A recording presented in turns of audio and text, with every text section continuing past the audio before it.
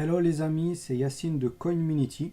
Je vous retrouve aujourd'hui pour ma toute première vidéo officielle, et du coup la dernière de cette année, pour vous parler du trading des altcoins sur le court et le très court terme. Donc on va s'intéresser qu'à ce type de trading là dans cette vidéo. Alors voilà, en sommaire, ce que j'ai prévu dans cette vidéo, c'est de voir déjà pourquoi on trade les altcoins. Ça peut paraître anodin, mais c'est bien de faire un rappel dessus. Quel altcoin choisir, quels sont les types de trading court terme qu'on peut faire, comment faire une analyse graphique en court terme du coup, parce que c'est assez spécifique. Et ensuite, une fois qu'on a fait toute la partie, on va dire, théorique, on va voir quelques cas pratiques directement sur la plateforme Coiniji. Alors, donc pourquoi trader les altcoins? Tout simplement, on l'oublie assez souvent, mais c'est pour avoir plus de Bitcoin. Le Bitcoin, pour moi, ça reste une valeur refuge. C'est la seule, on va dire, qui sert vraiment de valeur refuge, parce que c'est elle qui ressemble un petit peu le plus à l'or. Et pour moi, on ne dépense pas le Bitcoin dans les opérations quotidiennes. Il y a d'autres cryptos qui vont être beaucoup plus intéressantes pour faire ce type de transaction-là. Mais pour on va dire, garder son argent, pour avoir une sorte d'épargne de retraite, le Bitcoin, pour moi, est la crypto-monnaie la plus adaptée. Donc le trading d'altcoin va avoir comme objectif numéro 1 déjà d'emmagasiner et de gagner le plus de Bitcoin possible. Ensuite, le deuxième, on va dire, le deuxième choix, la deuxième raison, pardon, ça serait pour diversifier son portfolio. Alors, en investissement, comme vous le savez, on ne met jamais ses œufs dans le même panier. Donc, il faut absolument se diversifier. D'autant plus que souvent, on peut être en perte. Il peut y avoir des phases où les altcoins, elles vont chuter de façon extrême. Et la plupart du temps, elles chutent toutes ensemble. Et donc, ce qui nous amène à la troisième raison, qui est de rester à l'équilibre. Alors, quand on a du Bitcoin et des altcoins, vous remarquerez que souvent, ça permet de rester à l'équilibre parce que ils agissent en inverse la plupart du temps.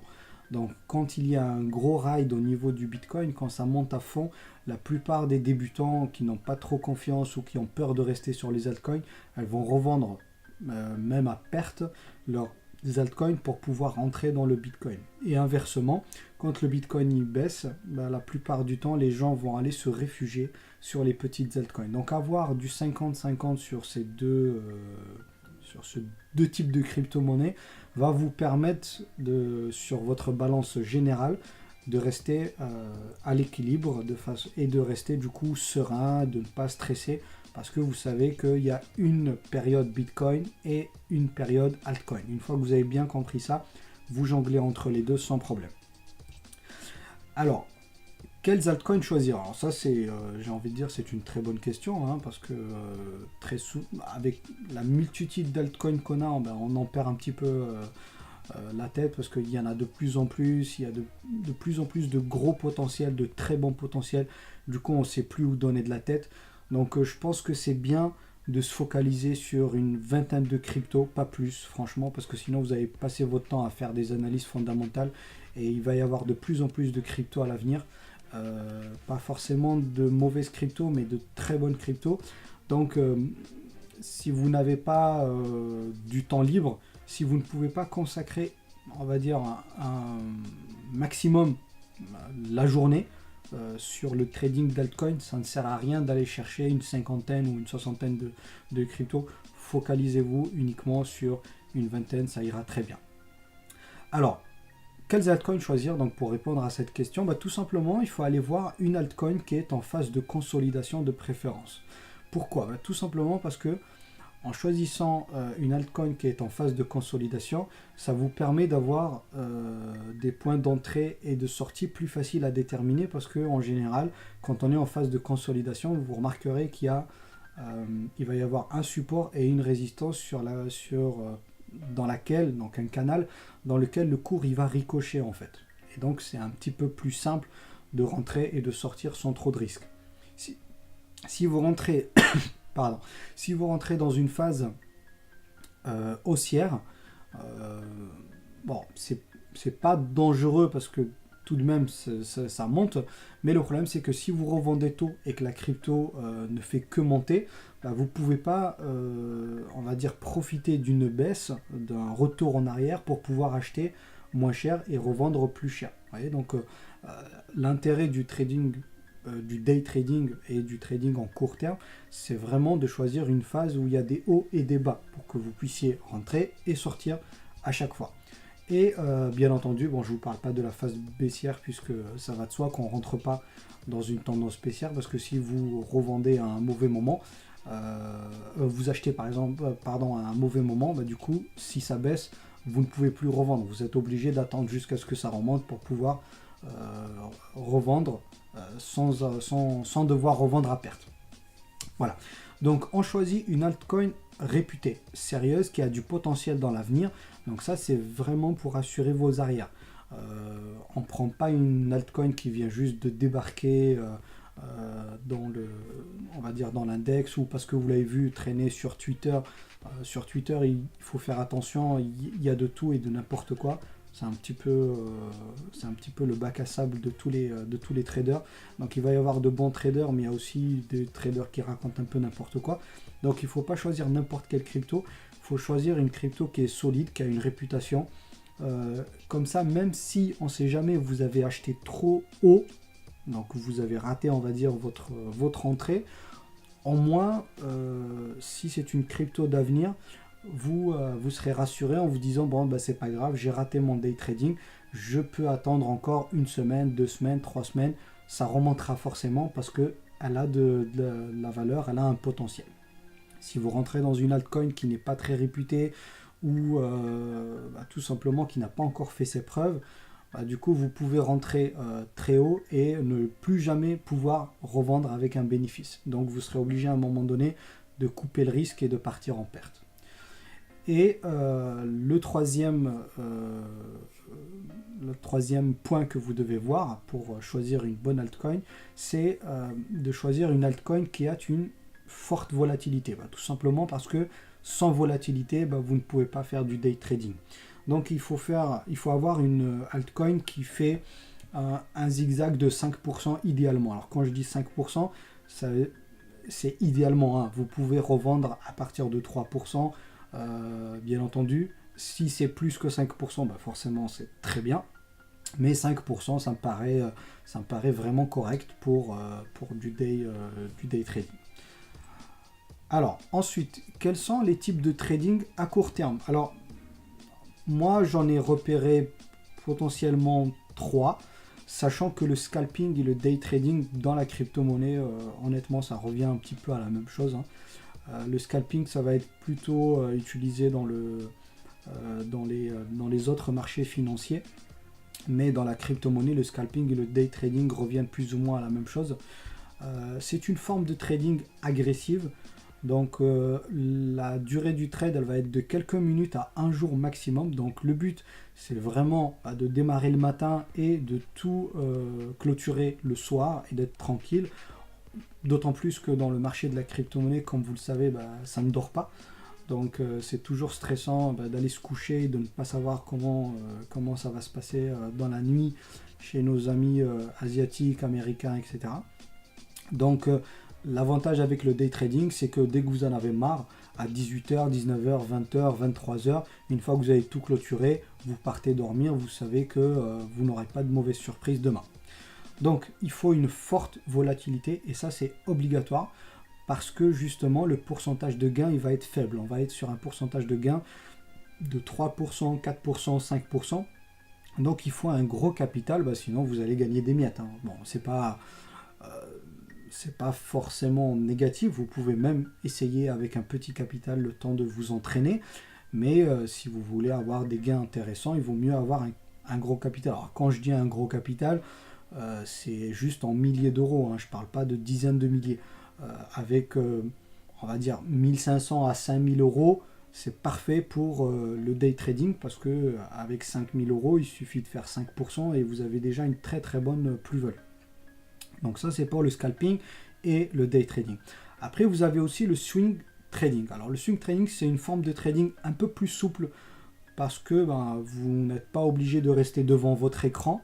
Alors je ne l'ai pas précisé, mais pour le scalping et le day trading, effectivement, ça va de soi qu'il faut rester devant l'écran. Donc il faut avoir du temps libre. Vous pouvez faire ça par exemple le samedi, le dimanche si vous avez envie, ou si vous faites ça sur votre temps de travail, je ne sais pas si votre travail vous le permet. Sinon, il vaut mieux effectivement avoir des journées complètes et libres pour faire du day trading. Pour le swing trading, donc, vous n'êtes pas obligé d'être devant l'écran, puisque la durée du trade, elle va être de minimum un jour, voire plusieurs jours, voire semaines. Donc c'est un trading qui est basé uniquement sur les tendances haussières, forcément pas baissières. Donc sur les tendances baissières, ça veut dire que vous allez devoir repérer les entrées donc, de la tendance. Vous rentrez, donc vous achetez, et ensuite vous revendez uniquement quand vous sentez que le cours est en train de partir dans le sens inverse, donc on est en train de rentrer dans une tendance baissière. À partir de ce moment-là, vous revendez et ensuite vous attendez que la phase baissière se termine et qu'on repart à nouveau sur une tendance haussière et vous achetez à nouveau, etc. etc. C'est pour ça qu'on parle de trading plus souple, puisque là, la durée du trade, elle peut être de plusieurs jours, plusieurs semaines, puisque les tendances sont globalement plus lentes à passer. On peut avoir par exemple une tendance haussière d'une semaine sans problème, comme on peut avoir une tendance baissière de 2 semaines ou de 1 jour. Donc le swing trading, ça va être une forme de trading basée uniquement sur les tendances. Donc l'avantage de ce type de trading là, c'est que le pourcentage de gain il est plus élevé, puisque si vous attendez une semaine, 2 semaines, vous pouvez facilement faire du 20%, 25, 30, 60 et même bien plus. Et pour ce type de trading là, le capital importe peu, puisque vous pouvez très bien mettre par exemple uniquement 200 €, et auquel cas si vous faites 50%, 200 € sur 200 €, c'est déjà pas mal. Et vous pouvez en avoir bien plus en termes de capital, bien entendu. Mais ce que je veux dire, c'est que pour le swing trading, le capital peut être petit. Alors que pour le day trading, si vous avez un petit capital, vous allez avoir des vous allez avoir des gains très très très petits, et ces gains-là ne vont pas être intéressants en termes du travail que vous allez devoir fournir, du fait que vous restez toute la journée collé devant votre écran. Donc c'est pas payant, tout simplement. Voilà, donc ça c'est pour les types de trading qu'on va pouvoir utiliser en court terme. Alors, comment faire une analyse graphique en court terme? Donc déjà, ce qu'il faut faire, c'est choisir une échelle de 1 minute à 10 minutes maximum pour le day trading uniquement, ça va de soi, puisque pour le swing trading, on s'en fout un petit peu de l'échelle, puisque vous êtes sur des journées, voire des semaines. Donc vous pouvez très bien utiliser 1 heure, 4 heures, voire même la journée. Voilà, ça c'est pas un problème. Mais pour le day trading, il faut absolument avoir une charte en très petite échelle, puisque vous allez faire ça en une journée. Voilà, donc vous lancez plusieurs ordres dans la journée, vous démarrez à 8h du matin, 9h du matin, 10h, peu importe, mais il faut être vraiment sur une petite échelle. Ensuite, pour ce qui est des indicateurs, il faut tracer les lignes de tendance pour que vous puissiez déjà apercevoir toutes les résistances et tous les supports. C'est très important parce que c'est ce qui va vous permettre de savoir à quel moment vous devez entrer et à quel moment vous devez sortir. Et les indicateurs, donc comme les retracements de Fibonacci, donc ça c'est vraiment, j'ai envie de dire, obligatoire, parce que les retracements de Fibonacci vont vous donner les paliers en fait de rebond, et ça va vous permettre de savoir si le cours va rebondir ou pas sur tel retracement. Vous allez activer également le RSI en stochastique, c'est un petit peu plus précis. Et quand il va être du coup en bas ou en haut, c'est-à-dire en oversold ou en overbuy, ça va vous donner grosso modo un indicateur d'achat ou de vente. Le volume, bon ça va de soi, le volume il faut qu'il soit activé par défaut à chaque fois, puisque ça va vous permettre de savoir s'il y a un volume qui est en augmentation ou en baisse. et activer le nuage d'Ishimoku. Donc ça c'est un outil, un indicateur que j'aime beaucoup, mais je considère que dans le day trading, il peut être facultatif. Donc si vous n'êtes pas à l'aise avec, c'est pas grave, vous n'êtes pas obligé de l'activer. Le plus important, ça va être plutôt le stochastique RSI, le volume et les retracements de Fibonacci, sans oublier bien entendu les lignes de tendance par lesquelles il faut absolument commencer.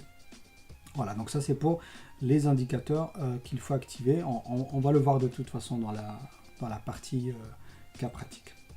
Voilà, donc pour les cas pratiques, j'ai choisi de vous montrer du day trading sur le Zcoin. Alors vous allez me dire, ouais, tu arrêtes pas de nous rabâcher le XZC. C'est une crypto que j'aime beaucoup parce que je trouve qu'elle a un énorme potentiel pour l'année prochaine. Ensuite, on va voir le day trading sur le Verge aussi. Pendant sa phase haussière, je me suis vachement amusé sur celle-ci. Donc, je vais vous montrer un petit peu ce que j'avais fait. Et on va regarder également le Cardano, l'ADA. Donc, on va faire 3 exemples sur CoinEdge. Et je vais vous montrer un petit peu tout ça. Alors, donc, sur CoinEdge, donc, qu'est-ce qu'on va voir? Donc là, on est sur la plateforme CoinEdge.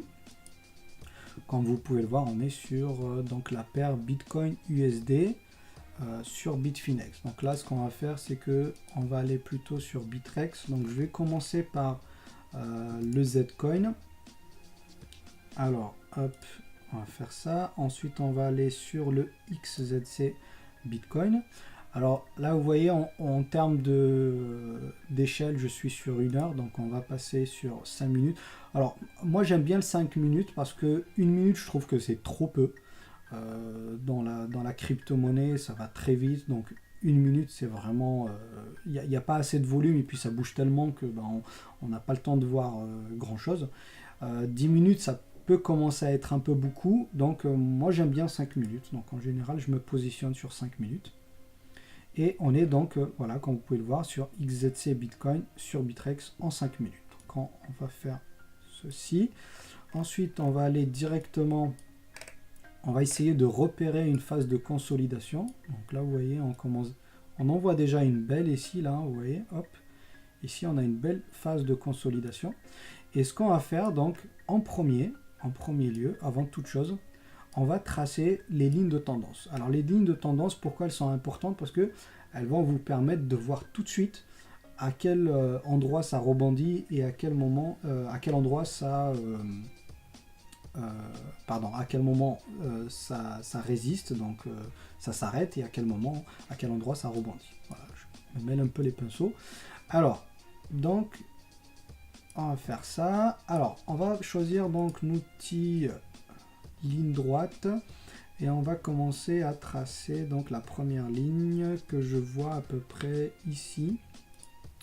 Voilà, d'accord, hop, et ensuite on va tracer la ligne de support qui va être, je pense que vous le voyez très bien graphiquement ici. Voilà, donc là on a un canal, je vais l'agrandir un peu pour qu'on puisse bien voir. Alors, ici, vous voyez, bon là, ça fait une grosse augmentation, puis après ça baisse, puis après ça augmente, et puis encore ça baisse. Et ensuite, ça fait de gros zigzags. Là, ça monte, et là, ça descend, et hop, on est rentré dans une phase de consolidation où là, le cours, il avait beaucoup plus de mal à repartir ici, ou à repartir vers le bas. Bon, hormis ce petit dépassement-là, et ce petit dépassement-là, qui ne sont pas du tout... significatif. Donc là, on va zoomer sur notre canal qui nous intéresse. Et donc, souvenez-vous, je vous avais parlé de quelques indicateurs qu'il fallait activer pour que vous puissiez vous réconforter un petit peu dans vos choix. Alors, donc, une fois que vous avez tracé votre ligne de tendance, alors, bien entendu, vous allez me dire, oui, mais là, c'est facile parce que on est en train de voir le cours en arrière. Donc, même si vous avez ici, par exemple, on a 1, 2, 3, 4, allez, on va dire jusqu'à 5 points. Même si vous n'avez pas tout ce qu'il y a ici, vous pouvez très bien déjà tracer la ligne ici de résistance, parce que à partir du moment où il y a 3 points, on va dire 3-4 points qui résistent exactement au même endroit, vous pouvez déjà commencer par tracer votre ligne de résistance et votre ligne de support. Donc une fois que vous avez fait ça, la première des choses qu'on va activer, c'est le RSI. Donc là, on a déjà le volume, hein, vous le voyez ici, il est déjà activé. Donc maintenant, on va rajouter le RSI. Alors vous avez le RSI normal, c'est celui-ci, et vous avez le RSI en stochastique, il est tout simplement plus précis. Donc moi, je préfère activer celui-ci. Alors, on va le baisser un petit peu, hop, il prend trop de place, voilà. Et on va partir du principe qu'on est au tout début de notre journée. Voilà, de notre journée de travail. Voilà. Donc, alors, ensuite, vous pouvez activer l'Ishimoku, mais comme je vous ai dit, c'est pas du tout obligatoire. Donc, on va activer l'Ishimoku. Voilà, ça va simplement vous confirmer que si le cours est en dessous du nuage d'Ishimoku, ben, il va avoir plus ou moins du mal pour le traverser. Et quand il est au-dessus du nuage d'Ishimoku, ça veut dire qu'il va avoir beaucoup plus de mal à descendre et à traverser l'Ishimoku dans le sens inverse. En fait, ce qu'il faut retenir avec le nuage d'Ishimoku, c'est que le cours, il aura toujours du mal à le traverser. Il va toujours avoir tendance à bloquer pile soit à l'entrée, s'il est en dessous, soit s'il est au-dessus, il va être repoussé par le nuage d'Ishimoku, donc il va avoir un support au niveau du nuage. Voilà, donc nous, pour notre exemple en day trading, on va choisir de le masquer pour le moment. Donc, avec le volume, les lignes de tendance, le RSI, vous avez largement de quoi faire. Alors, on va prendre un petit exemple tout simple. Si vous avez démarré votre journée, bon, là j'ai mal choisi un petit peu l'horaire parce qu'il est 23h45 ici au niveau du cours, mais c'est pas grave. Donc, ce qu'on va faire, c'est que on va choisir ici le petit outil qui va nous permettre de voir l'évolution de prix. Là, vous voyez, on est sur une très belle évolution quand même qui est de 8%, ce qui est énorme hein, si vous mettez un gros capital. Et en day trading, si vous refaites plusieurs fois, vous avez de quoi faire vraiment un beau pactole en une journée. Donc là, on a à peu près du 8,16% ici. Ensuite, on a ici encore une fois du 8,61. Bon, vous l'avez compris. Bon, ici, on va dire que c'est plus difficile à détecter parce que c'est pas vraiment redescendu. Donc ici, on va dire que vous ratez toute cette période-là, vous rentrez pas. Puis ensuite, vous pouvez rentrer là, revendre ici, rentrer là, revendre ici, rentrer là, qui est une très bonne entrée, et revendre ici, voire même ici, et ainsi de suite. Maintenant, vous allez me dire, oui, mais comment savoir à quel moment il faut rentrer, à quel moment il faut sortir? Bah, tout simplement, si vous avez tracé ici le canal, bah, vous savez que quand votre cours ici, il est en rouge, hein, vous voyez, donc il descend, dès qu'il va commencer à se remettre en bleu, vous pouvez supposer qu'il va y avoir une montée pour aller chercher la résistance, tout simplement. Alors bien sûr, il peut y avoir des fakes, hein, ça peut arriver assez souvent, mais la plupart du temps, quand il va y avoir une baisse, s'il y a une bougie qui est clôturée, bon là dans mon cas c'est du bleu, mais dans la plupart des graphiques des gens c'est plutôt du vert. Donc si vous avez une bougie qui va clôturer en vert juste après la tendance en rouge, et que uniquement, bien entendu, il faut se retrouver ici, hein, parce que la bougie ici verte, elle n'a pas de sens puisque vous êtes encore au milieu du canal. Donc il faut attendre d'être plus ou moins en bas pour supposer que vous êtes en position d'achat. Et ce qui va vous le confirmer, c'est justement le RSI stochastique. Alors lui, il est vraiment très intéressant et très puissant comme outil, parce qu'il va vous confirmer si vous êtes en overbite, donc vous êtes en position de surachat, donc ici, en dessous de cette ligne en pointillé, ou si vous êtes en oversold, c'est-à-dire au-dessus des pointillés, donc en position de vente. Alors, admettons qu'on est là. Je vais tracer juste une petite ligne ici pour que vous puissiez voir jusqu'en bas. Voilà. Ok, on est ici. Donc, on est ici, et tout ça, vous ne le voyez pas encore. Ok, donc vous êtes là. Vous savez qu'ici, il y a on va dire, un support sur lequel il va rebondir. Et vous avez ici une résistance sur laquelle il va sûrement être refoulé vers le bas. D'accord? vous remarquez ici que vous avez un overbite. Pardon, j'ai bugué. Donc un overbite, vous avez un overbite ici. Ça veut dire que vous êtes en position d'achat. Et vous voyez, il vous le confirme pile poil juste avant que ça monte. Donc vous êtes là. Alors là, comme je vous l'ai expliqué, il peut y avoir des fakes. Hein. Donc là, il a fait style de montée, puis ensuite il est redescendu. Il a fait encore style de montée, il est redescendu. Mais là, dès qu'il monte et qu'il commence à traverser, c'est à ce moment-là que vous achetez. Et si vous achetez, ça augmente, ça augmente, ça augmente. Et là, qu'est-ce qu'il vous dit? Donc là, vous ne vendez pas à ce moment-là, vous vendez uniquement au moment où ça commence à replonger à l'intérieur de ce canal. Et ici, vous pouvez supposer que vous commencez à descendre, donc vous revendez. Alors bien sûr, cet indicateur-là, vous le couplez au canal. C'est-à-dire que ici, par exemple, on a eu une sorte de fake dans le sens où il n'a pas été en position d'overbite et pourtant il est quand même oversold, pardon, et pourtant il est quand même redescendu tout de suite derrière. Donc vous ne pourrez pas détecter toutes les positions d'achat-revente. Hein. C'est facile de le voir en historique, c'est-à-dire de voir dans le passé comment ça s'est passé, mais dans le futur, quand vous êtes en train de trader, vous ne voyez pas toute cette partie-là. Donc il faut vraiment prendre que les positions où vous êtes vraiment sûr de votre coup. Donc là, je vais le descendre ici, comme ça au moins, ça sera plus simple à voir. Ici, vous voyez, on a à nouveau une autre position en overbite. Et ici, vous voyez que ça monte. Et là, ça va monter également. Donc ici, on peut se faire avoir. Si on est débutant, on peut se faire avoir ici en se disant « Ah mince, c'est en train de redescendre, donc je revends ». C'est pour ça que je vous disais qu'il fallait le coupler au canal. Parce que si vous le couplez correctement au canal, donc quand on est en oversold ici, pardon, vous voyez que le cours il est uniquement là.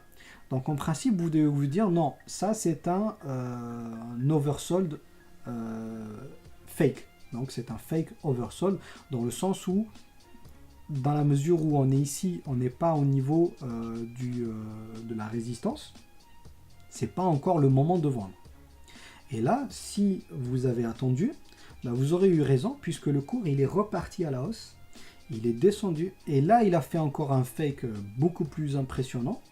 Donc il est redescendu bien comme il faut et ensuite il est remonté et là il a fait une vraie descente. Donc vous aurez pu vendre uniquement à ce moment-là.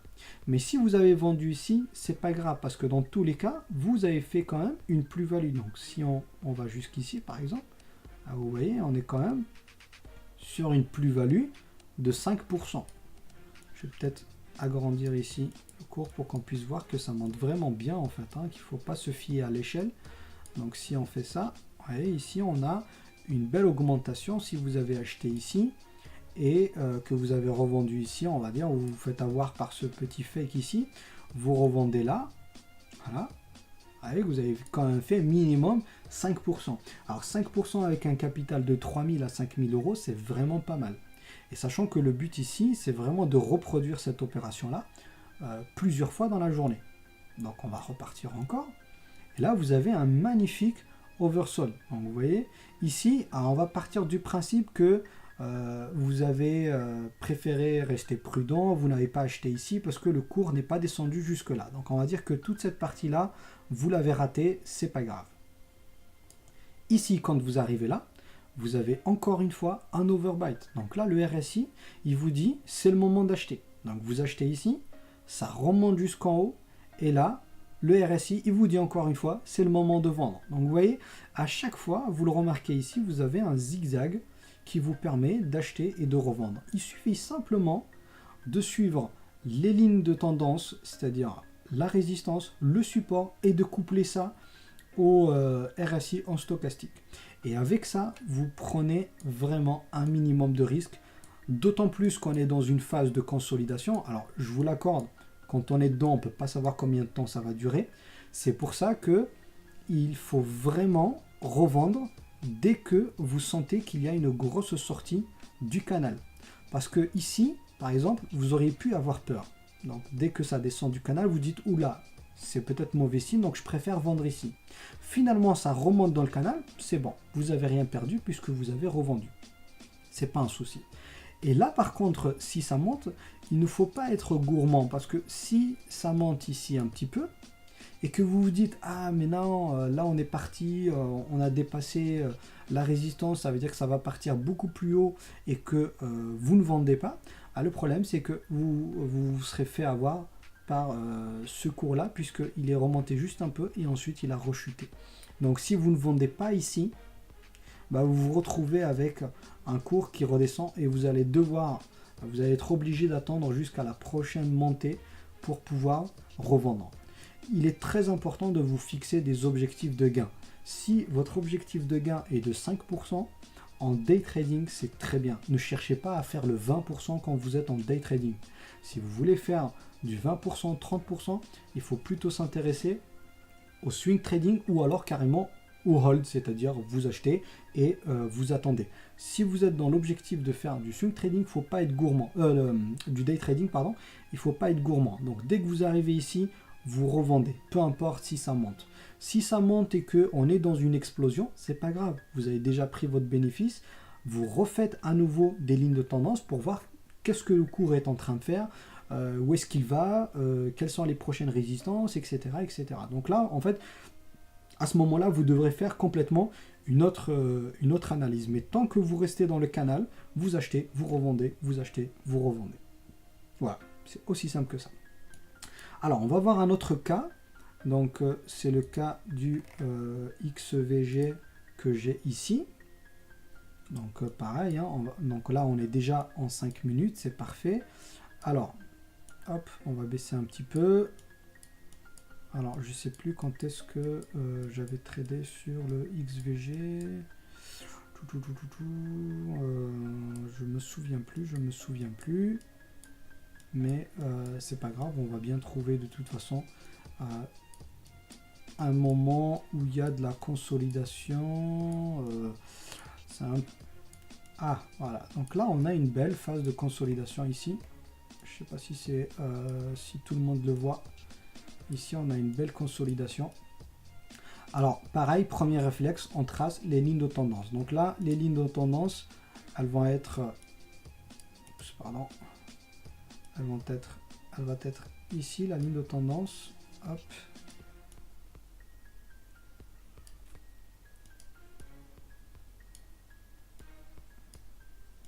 Voilà. Donc là, on va tracer la ligne de tendance ici. Et ensuite, on va tracer la ligne de tendance ici.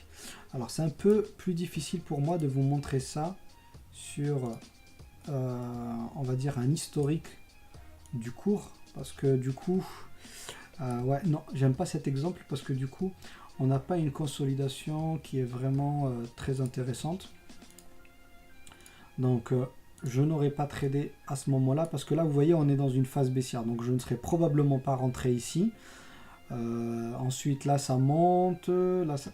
Alors, je vais peut-être d'abord me mettre sur 1 heure, repérer déjà la phase de consolidation. Et ensuite, on va se mettre sur... Alors ici, ça me paraît bien. Donc, on va en mettre 5 minutes. Voilà. Hop. Donc là, vous voyez que je grossis.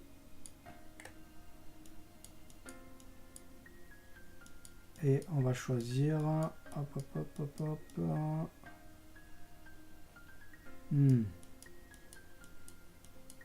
En fait, je me souviens plus du tout. Je crois que j'avais fait... Ça commence à me revenir. Je crois que j'avais fait ça sur une phase haussière, en fait. C'est pour ça. C'est pour ça que j'arrive pas à le trouver. J'avais fait ça sur une phase haussière. Donc du coup, je ne peux pas retrouver où est-ce que j'ai fait ça.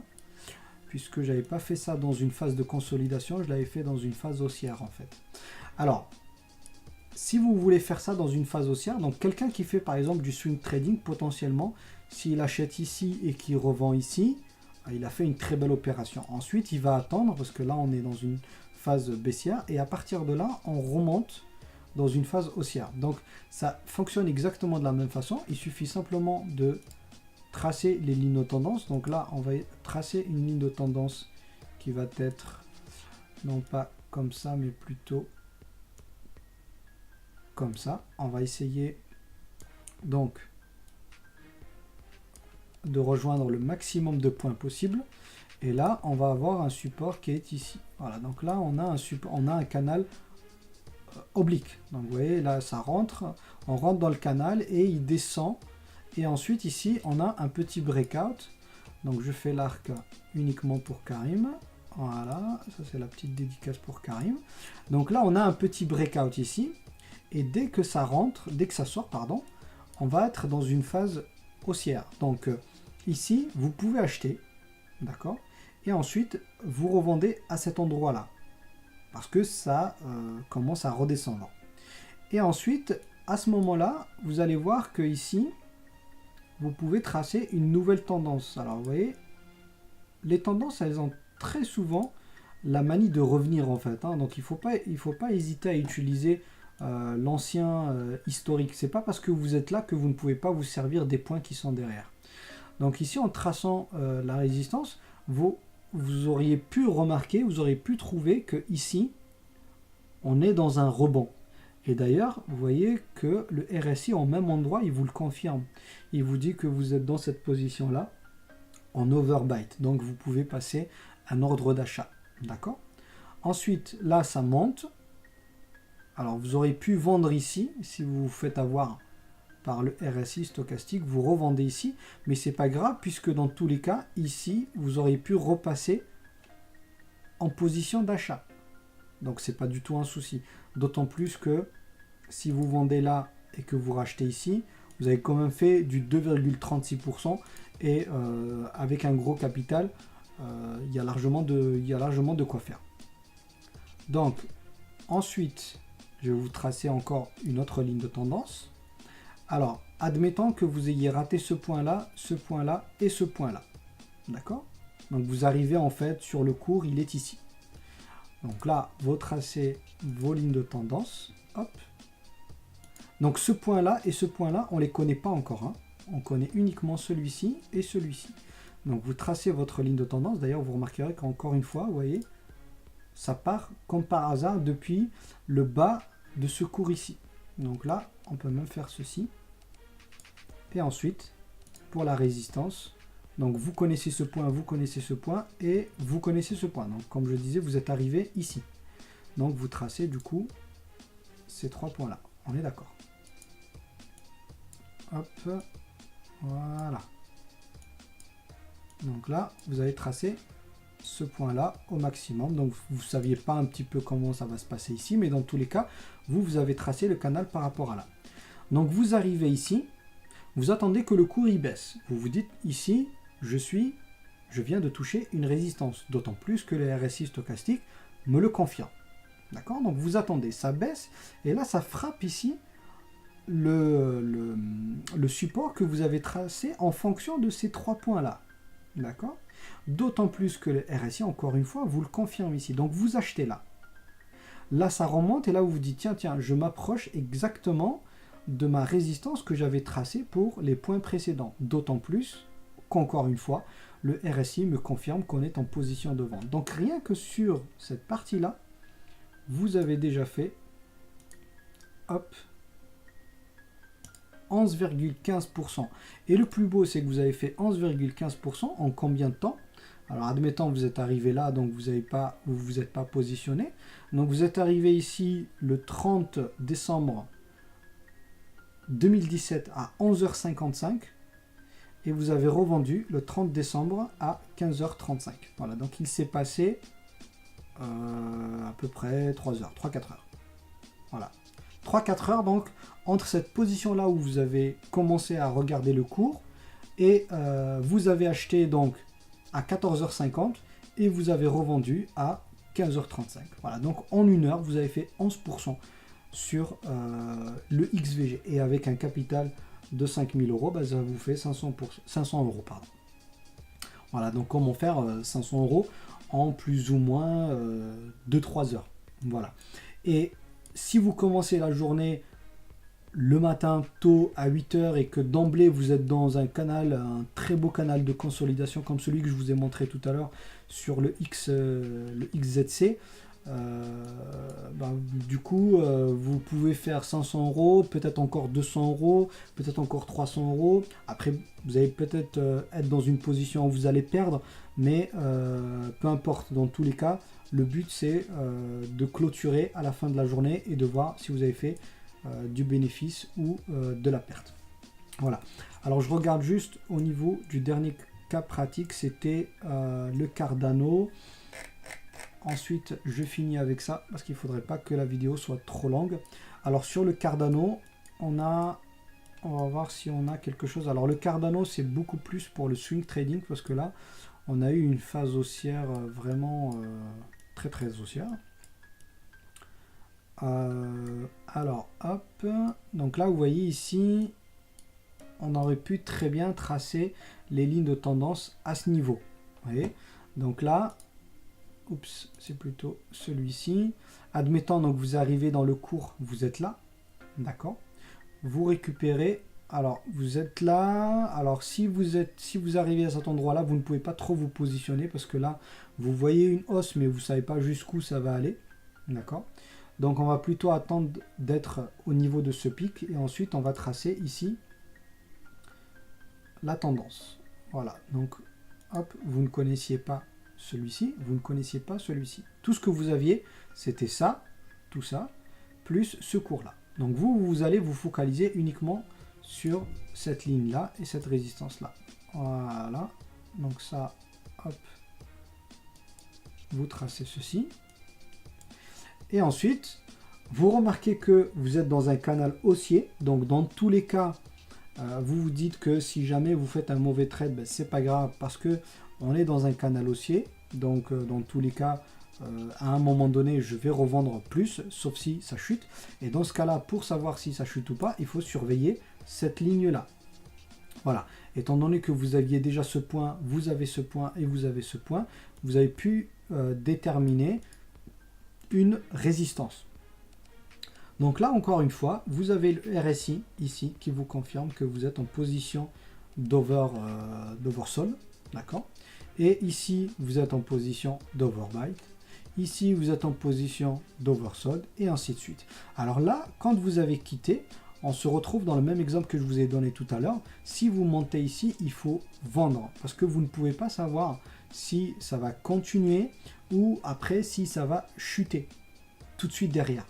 Alors vous pouvez attendre bien entendu que ça monte le maximum possible et uniquement au niveau où ça essaye de rebondir en dessous, vous revendez. Donc ça vous pouvez très bien le faire.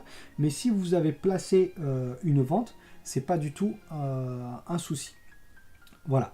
Je viens de penser que j'ai oublié de vous activer les niveaux de Fibonacci. Donc vous voyez qu'avec ces deux outils là on peut vraiment savoir assez facilement comment le cours va être orienté. Mais en plus si on rajoute Fibonacci, alors je pense que je vais rajouter le Fibonacci sur le XZC parce que j'aime bien le canal qui a été fait ici. Donc pour tracer le Fibonacci, on va par exemple prendre le plus haut ici avec le plus bas ici. Donc, alors je vais enlever ça pour que ça soit un peu plus clair à voir. Hop, on va enlever cette ligne ici. Et ensuite, on va mettre donc les retracements de Fibonacci qu'on va démarrer. Alors ici, jusque là. Voilà. Donc là, ce qu'on peut voir, c'est que tout simplement, le cours, il va rebondir sur les différents supports dans la plupart du temps.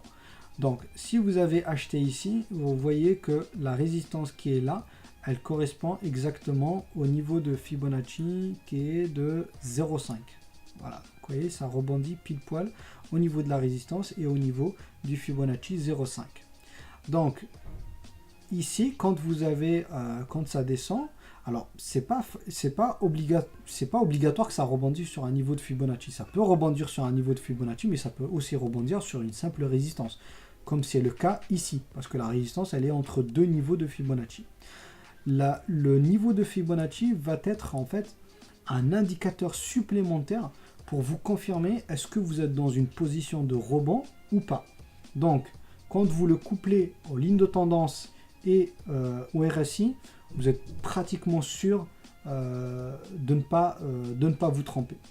Alors, si jamais vous voulez vraiment, alors je dis automatiser, mais c'est pas vraiment de l'automatisme, c'est plutôt pour une fois, si jamais par exemple vous devez sortir ou vous devez faire quelque chose et vous n'avez pas envie de perdre votre position, n'hésitez pas à mettre un take profit et un stop loss systématiquement.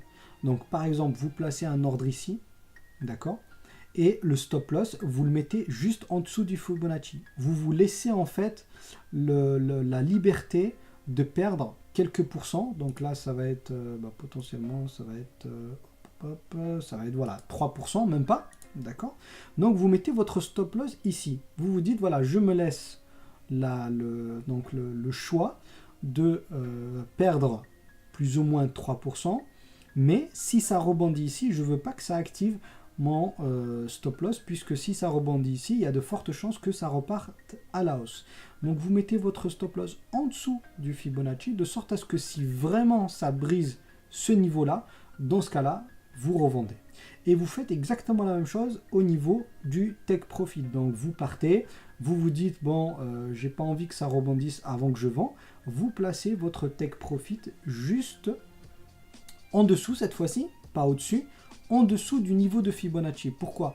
Parce que si vous le placez au-dessus, il y a de fortes chances que le cours il rebondisse sur le Fibonacci ou la résistance et qu'il reparte à la baisse. Et du coup, vous n'aurez pas vendu.